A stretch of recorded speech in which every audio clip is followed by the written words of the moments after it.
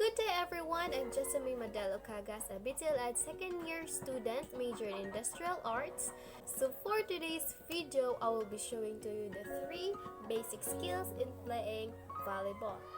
So before proceeding to the video, I just want to tell you that this is really my first time playing volleyball because the sport's not really my thing, but don't worry because as a beginner I really did my best. So let's jump into the video. Serve first attempt.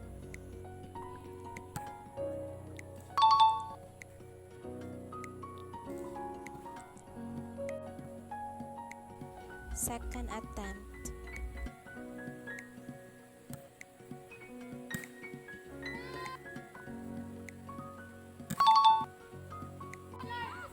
Third attempt.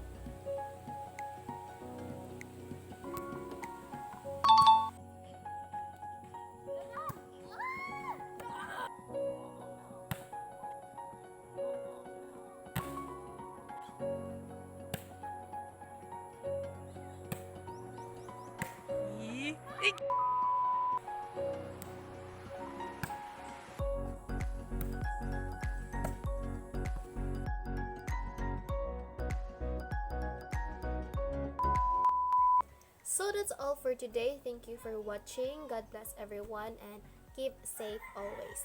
Bye!